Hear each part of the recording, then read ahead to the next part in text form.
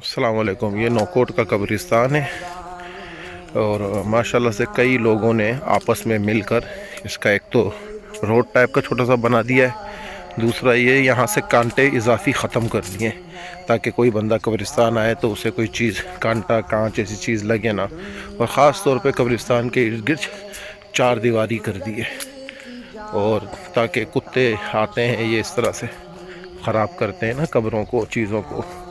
اور یہ دیکھیں ماشاءاللہ سے درخت لگے ہوئے ہیں، دن ہو رات ہو کسی ٹائم بھی آ جائے، اور کھمبوں پہ یہاں لائٹ لگا دیے کہ بندے کو جب بھی قبرستان آ کے موت کو یاد کرنا ہو آ جائے. قبرستان تو بندے کو دنوں کے حساب سے نہیں ایسے ہی آنا چاہیے ہر ہفتے، تاکہ پتہ چلے یہاں بھی آنا ہے ایک دن. یہ سامنے عیدگاہ نوکوٹ قبرستان کی، جہاں مفتی شجاع الرحمان صاحب جب ہوتے ہیں نوکوٹ میں تو عید کی نماز پڑھاتے ہیں. یہ قبریں ہیں، یہ قبرستان کا سارا ویو ہے، یہ سارا کا سارا.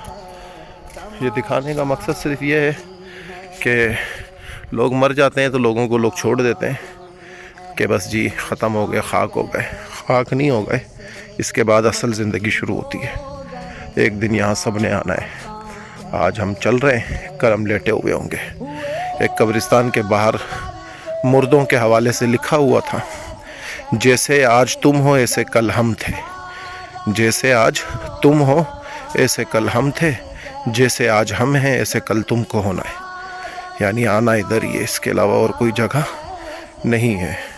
بس اللہ سے دعا کریں کہ اللہ آخرت کی تمام گھاٹیاں آسان فرمائے، قبر کی تمام منزلیں آسان فرمائے. جو جا چکے ہیں ادھر سے ان کی بخشش فرمائے، انہیں جنت میں اعلیٰ مقام عطا فرمائے. یہ عیدگاہ ہے اور یہ گیٹ لگائے ہوئے ہیں، چاروں طرف دیواری کی ہوئی ہے تاکہ جانور کتے اس طرح کی چیزیں اندر نہ آئے اور قبریں خراب نہ کریں. بس اب اجازت چاہوں گا انشاءاللہ. بس یہ آخری ویو دکھا دیتا ہوں، سارا کا سارا بس یہ